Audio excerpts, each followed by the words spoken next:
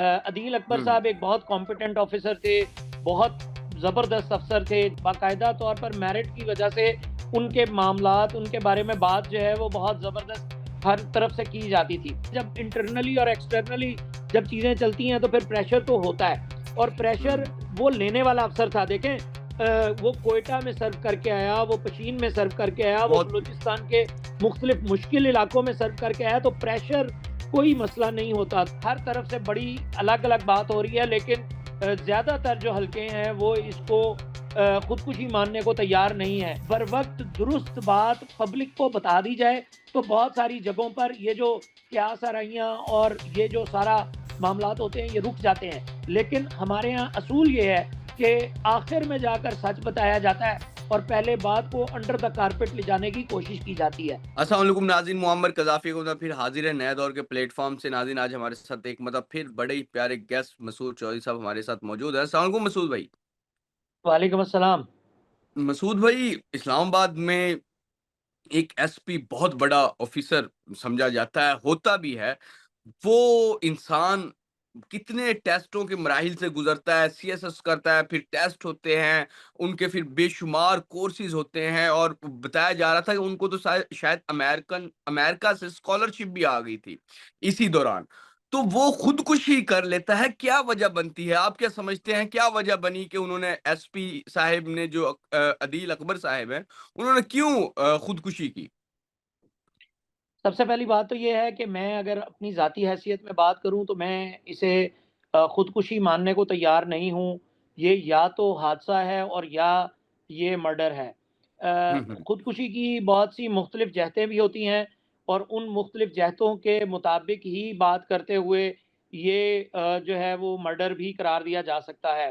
अदील अकबर हुँ, हुँ। साहब एक बहुत कॉम्पिटेंट ऑफ़िसर थे, बहुत ज़बरदस्त अफ़सर थे। जितनी जितनी देर से वो इस्लामाबाद के अंदर तैनात हैं, उतनी देर में ना सिर्फ़ हर बंदा मतलब सिर्फ़ क्राइम रिपोर्टर्स नहीं, हम जो क्राइम रिपोर्टर्स हैं, वो बहुत ज़्यादा किसी की भी तारीफ़ नहीं करते। लेकिन जो रिपोर्टर्स हैं, वो बाकायदा तौर पर उनकी निजी महफ़िलों में भी तारीफ़ करते थे और ये आज से नहीं, हमेशा से करते थे कि वो बाकायदा बहुत कॉम्पिटेंट ऑफ़िसर थे और बाकायदा तौर पर मेरिट की वजह से उनके मामलात, उनके बारे में बात जो है, वो बहुत ज़बरदस्त हर तरफ से की जाती थी। अब राइफ़ल जो है वो उसकी मौजूदगी फिर राइफ़ल के इस्तेमाल पर जो एसएमजी है, सरकारी राइफ़ल है, उसकी उससे फ़ायर हो जाना फिर 68 डिग्री यानी 65 डिग्री पर उनकी भवें, ये भवें होती हैं इंसान की, इस एंगल पर यानी इस जगह पर फ़ायर का लगना और वो फिर ऑटोप्सी जो रिपोर्ट है मतलब जो उनकी पोस्टमार्टम है, उसके मुताबिक फ़ायर जो है वो उनके सर से पीछे निकल गया, तो ये ज़ाहिर करता है कि और उस दिन उनका जो मौजूद उनकी जो सबसे मुलाकातें हैं, वो मुलाकातें बड़ी नॉर्मल थी।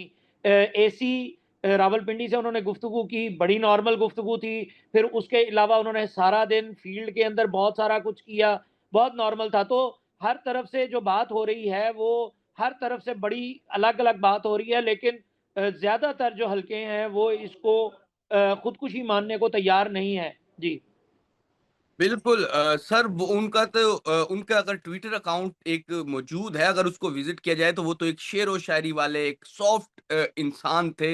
वो बताया जाता है कि वो जो पुलिस का एक बाकायदा होता है तू-तड़ा वाला कुछ मामलात होते हैं, उनमें वो चीज़ें भी नहीं थी, वो तो बड़ा सॉफ्ट जिसे कहेंगे एक पर्सन था, एक इंसान था। तो दूसरा हम सुनने भी ये भी आ रहा है और बहुत सारे लोग कह भी रहे हैं कि शायद उन पर ऊपर से प्रेशर था और कोई कुछ लोग तो शायद कह रहे हैं कि कुछ उनके पोस्टिंग भी 2 साल से रुकी हुई थी, कुछ कह रहे हैं कि उन पर इस तरह की भी बेशुमार बातें, क्या-क्या असल हक़ाइक़ हैं अभी तक जो सामने आए?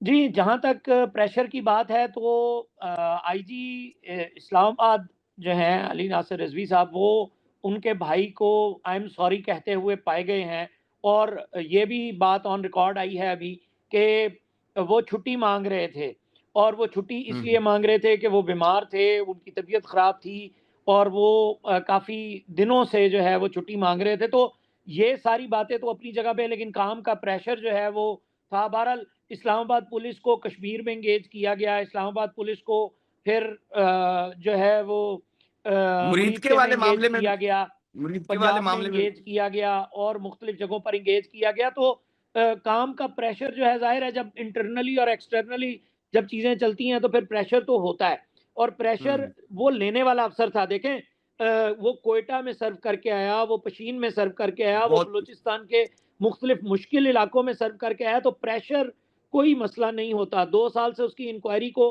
रोका हुआ था, इंक्वायरी क्लोज़ नहीं हो रही थी, तो अगर वो इंक्वायरी क्लोज हो जाती तो भी बात कुछ और होती, लेकिन बहरहाल सबसे बड़ी कंट्रोवर्सी ये क्रिएट हुई इस सारे मामले के तनाजुर में कि उनका जो नमाज जनाजा है उसको जर्नलिस्टों को, सहाफ़ियों को कवरेज नहीं करने दिया गया। अब जिस जगह के ऊपर सरीना चौक का बताया जाता है कि जिस जगह के ऊपर उन्हें उन्होंने खुदकुशी की, ज़ाहिर है खुदकुशी की जो सूरत हाल होती है वो ऐसी नहीं होती। यानी उसका मतलब ये है कि कोई भी बंदा अब एक एक ख़ास मेंटल स्टेट में होता है जब वो खुदकुशी करता है।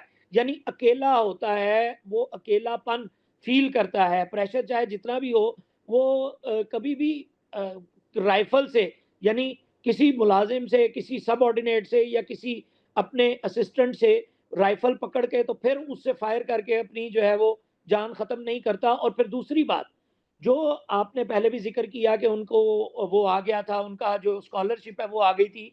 तो वो स्कॉलरशिप जो है वो अ, अगर किसी की आई है स्कॉलरशिप, तो वो उस स्कॉलरशिप फ्यूचरिस्टिकली चीज़ें होती हैं। मतलब कि ऐसा नहीं होता कि आप जो है वो अपनी लाइफ़ को ख़त्म करने का सोच रहे हैं और आप जो है हो जाता है। अब मार्केट में 80% करार दे रहे हैं कि हाँ, खुदकुशी थी, बाकी 20% कह रहे हैं। इसके ऊपर एक हाई लेवल कमीशन भी बनाया है कि जो इसकी फैक्ट फाइंडिंग करेगा कि क्या हुआ है। लेकिन दर हकीकत ये दबाव जो है उसका इल्ज़ाम जो है वो आईजी इस्लामाबाद के ऊपर ही आ रहा है, और यही कहा जा रहा है कि दबाव जो है वो आईजी इस्लामाबाद की तरफ से ही था। लेकिन एक इंतहाई कॉम्पिटेंट ऑफिसर से जो है वो पुलिस सर्विस वो महरूम हो गई है। एक ज़बरदस्त इंसान से जो हमारा मुआशरा है, सोसाइटी है, वो जो है ना वो उससे उस तरह से मुस्तफ़ीद नहीं हो सकी, जिस तरह से उससे होना चाहिए था। जी। बिल्कुल बिल्कुल सर दूसरा एक कॉल के बारे में भी बड़ा सुनने में आ रहा है कि जब उन्होंने ये सारा मामला किया, खुदकुशी या जो भी था, तो उससे पहले बताया जाए प्रेस कॉन्फ्रेंस में भी बताया गया कि एक कॉल आई थी। जब उन्होंने वो कॉल अटेंड की तो उससे बाद शायद वो बर्दाश्त नहीं कर सके या फिर वो इस फैसले पर उतर आए कि खुदकुशी कर ली जाए। दूसरी जानिब एक और चीज़ भी नज़र आती है कहा जाता है कुछ हलकों की जानिब से कि शायद उनका कोई एस्टेब्लिशमेंट से भी कुछ केसेस कोई फैमिली या कोई ज़मीन जगह का कोई था। कोई ये 2 स्टोरियाँ भी हैं। देखिए, स्टोरियाँ तो हैं। स्टोरियाँ मार्केट में मौजूद हैं। ये 2 स्टोरियाँ जिनके बारे में आपने बात की, इनके अलावा एक सवाल और भी हमारे बड़े सीनियर जर्नलिस्ट हैं, उन्होंने भी रेज़ किया कि पिम्स हॉस्पिटल क्यों लेके गए? पॉलीक्लिनिक क्यों नहीं लेके गए? नज़दीक हॉस्पिटल मौजूद था, उधर क्यों नहीं लेके गए? और फिर दूसरी एक और भी स्टोरी ये है कि वो ज़ख्मी थे और ज़ख्मी हालत में जो है उन्हें इलाज की तरफ लेके जाया जाता और वो जानबर ना हो सके, अस्पताल पहुँच के तो बरवक़्त उनका इलाज क्यों नहीं किया गया। लेकिन देखें, जो क्राइम है, जो हाई लेवल इन्वेस्टिगेशन है, जो हक़ाइक़ हैं वो दुरुस्त अंदाज़ में तभी सामने आ पाते हैं जब कोई भी इंक्वायरी प्रॉपरली होती है, कोई भी मामला प्रॉपरली इन्वेस्टिगेट होता है, फिर ही चीज़ें सामने आती हैं। बहुत सारे मफ़रूज़े तो मार्केट में मौजूद हैं, बहुत सारे मफ़रूज़ों पर बात तो ज़रूर हो रही है, लेकिन इनमें से कितने सच्चे निकलते हैं, कितने झूठे, ज़ाहिर है बात-बात की बातें हैं, जो भी जितनी भी कर रहा है। लेकिन मुसद्दिक़ा बात यही है कि अगर कुछ भी ऐसा था जिसके ऊपर के सवालिया निशान लगाया जा सकता है या सवालिया निशान उसके ऊपर मौजूद है, किसी की भी इन्वॉल्वमेंट हो, कोई भी फ़ोन कॉल अगर किसी सुपीरियर ने की और वो बंदा अपने आप से, अपनी ज़ात से जो है वो उसे बर्दाश्त नहीं कर सका, तो ये भी टॉर्चर है। ये भी एक तरह से इसी तरह का है कि उसको खुदकुशी की जानिब माइल करने की तरफ है, तो वो भी मर्डर की तरफ ही आता है, यानी कत्ल में ही शामिल होता है। तो कोई भी सूरत-ए-हाल हो, कोई भी सर्कमस्टांसेस हो, कोई भी बात हो, बात असल यही है कि हक़ाइक़, दुरुस्त हक़ाइक़ सबके सामने आने चाहिए, उसके ऊपर इन्वेस्टिगेशन होनी चाहिए, उसके ऊपर सारी बात जो है वो की जानी चाहिए। अगर बरवक़्त दुरुस्त बात पब्लिक को बता दी जाए, तो बहुत सारी जगहों पर ये जो क्यास आराइयाँ और ये जो सारा मामलात होते हैं, ये रुक जाते हैं। लेकिन हमारे यहाँ असूल ये है कि आखिर में जाकर सच बताया जाता है और पहले बात को अंडर द कारपेट ले जाने की कोशिश की जाती है। तो जो कुछ भी हुआ है, अफ़सोसनाक मामला हुआ है, ज़ाहिर है अब उनका नमाज़ जनाज़ा अदा करके उनकी तदफ़ीन कर दी गई है। जो कुछ भी हुआ है, हक़ाइक़ कौम के सामने आने चाहिए और हक़ाइक़ कौम के सामने रखे जाने चाहिए। ये कौम का हक़ है और एक अफ़सर डिज़र्व करता है कि उसकी मौत से जुड़े जो हक़ाइक़ हैं, वो दुरुस्त अंदाज़ में सामने आएँ। और दूसरी बात, लास्ट बात करके मैं इजाज़त जी, चाहूँगा जी, कि जी, जी, करें, करें। बहुत से दीगर अफ़सरान हैं, जिनकी के दौरान सर्विस इसी तरह इसी नौइयत की डेथ्स हुई हैं। कोई भी बिल्कुल। प्रेशर अगर किसी भी सिविल सर्वेंट के ऊपर मौजूद है, तो उसका एक पूरा प्रोसीजर है, उसका एक तरीकाकार है। सिविल सर्विस के अंदर उसको काउंटर करने का एक तरीका है, उसको अडॉप्ट किया जाना चाहिए और बरवक़्त जो है वो एक्शन उसके ऊपर लिया जाना चाहिए।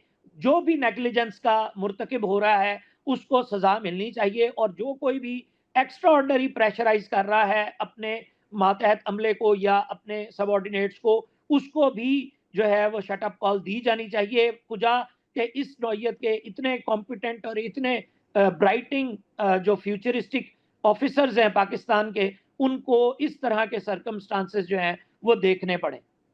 बिल्कुल सर जो आपने बात की बड़ी इम्पोर्टेंट बात है, लेकिन दूसरी जानिब कुछ सुनने में भी आ रहा है कि शायद उनको कुछ दिनों से डेंगू का जो फीवर था उसमें मुब्तला थे और वो शायद छुट्टी की अपील कर रहे थे। छुट्टियाँ उन्हें शायद दरकार थी कि ताकि वो अपनी सेहत को रिकवर कर लें और बेहतर सेहत से सर्व कर सकें।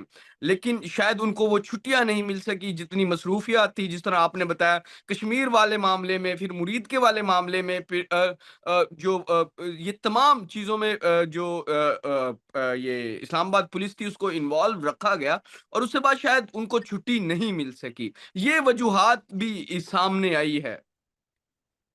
जी हाँ, देखें एक बात तो बड़ी क्या खुल सर के सामने सिविल आई है। सर्वेंट कोई इंसान नहीं होता? क्या उसका छुट्टियों का हक नहीं होता? क्या आप उसको 24/7 डेज़ इस्तेमाल करेंगे? देखें, पुलिस सर्विस के अंदर ये बड़ा अनफॉर्च्यूनेट है कि छुट्टी जो है वो पुलिस ऑफ़िसर्स को नहीं दी दी जाती, 24/7 की जॉब ली जाती है। ये इनह्यूमन है और इसके हुँ, हुँ। ऊपर बहुत सारे जो पुलिस ऑफ़िसर्स हैं, अमला सब इंस्पेक्टर से लेकर और एसपी, एसएसपी तक, ये बहुत ज़्यादा अक्सर औक़ात हाई प्रेशर का भी, मेंटल प्रेशर का भी जो है वो शिकार हो जाते हैं। उसका रीज़न भी यही है कि छुट्टी नहीं मिल रही होती, फैमिली के मामलात होते हैं, दीगर बहुत सारी चीज़ें होती हैं और इसी छुट्टी ना मिलने की वजह से जो है वो लोग बीमार भी होते हैं। पुलिस ऑफ़िसर्स जो हैं वो बीमार भी हो जाते हैं। लेकिन इस पर्टिकुलर केस के अंदर ये जो छुट्टी वाला एक आंसर है और एक प्रेशर वाला आंसर है, ये अपनी जगह पर है। ये इसको भी दुरुस्त होना चाहिए, लेकिन अ, अल्लाह करे कि ये आखिरी ऑफ़िसर हो जिससे मुतालिक हम इस तरह की बात सुन रहे हैं, इस तरह की बात हुँ, हुँ। सामने आ रही है। सर मेरा लास्ट ये भी मानना हमने है कि लास्ट भी जी, हमने मेरा देखा ये मानना है कि लाहौर में एक बहुत बड़े ऑफिसर थे, शायद वो डीआईजी थे या इस लेवल के एक ऑफिसर थे जिन्होंने सुसाइड अटेम्प्ट की। तो ये इस तरह का मामला ये पहला नहीं है पुलिस फोर्स में, ये काफ़ी दफ़ा हो चुका है और अभी भी उसकी भी कोई अब जिस तरह कहा जा रहा है कि 3 डीआईजीज़ की बेसिस पर एक इन्वेस्टिगेशन टीम बनाई जा रही है, वो बताएँगे कि किस तरह वो इस मामले की मुकम्मल तफ्तीश करेंगे। सर क्या माज़ी में जिन अफ़सरान ने इस तरह खुदकुशी के मुर्तकिब हुए हैं, क्या उनकी ठीक तरीके से हो पाई है जो इन्वेस्टिगेशन है? क्या आप उसका सुराग लगा पाई हैं जो उस टाइम की इन्वेस्टिगेशन टीम्स थी कि क्यों उन ऑफिसर्स ने खुदकुशी की? क्या वो रिपोर्ट्स मंज़र आम पर आई हैं? तो अगर वो नहीं आई तो हम तो ये भी समझेंगे ये भी नहीं आएँगी, बस ये कुछ जब तक इसकी हाइप मीडिया बनाए रखेगा तब तक इस पे बात थोड़ी होती रहेगी, उसके बाद फिर ये रफ़ा-दफ़ा हो जाएगी। जी, माज़ी में भी रिपोर्ट्स जो हैं वो मंज़र आम पर नहीं आई हैं और अब भी बहुत ज़्यादा उम्मीद नहीं है कि कोई फैक्ट फाइंडिंग जो कमेटी है, वो कोई बहुत अच्छा काम करके हमें दे देगी और सब कुछ सामने आ जाएगा और दूध का दूध, पानी का पानी हो जाएगा। ऐसी फ़िलहाल तक तो उम्मीद नहीं है। उम्मीद यही रखी जा सकती है, गुमान यही रखा जा सकता है कि हाँ, दुरुस्त अंदाज़ में जो है वो हक़ाइक़ सबके सामने आएँगे, लेकिन ऐसी बहुत ज़्यादा उम्मीद मौजूद नहीं है। बिल बिल्कुल, नाज़रीन मसूद चौधरी साहब हमारे साथ मौजूद थे और उन्होंने बड़े इम्पोर्टेंट क्वेश्चन्स उठाए हैं और उन्होंने बड़ी इम्पोर्टेंट बातें इस इंटरव्यू में की हैं और मुझे उम्मीद है कि आप लोगों को ये इंटरव्यू पसंद आएगा और मज़ीद भी हमारे जो इंटरव्यूज़ हैं वो आप देखते रहेंगे। फिलहाल के लिए नाज़रीन मुअम्मर कज़ाफ़ी को और मसूद चौधरी साहब को नया दौर से इजाज़त दीजिए। खुदा हाफ़िज़।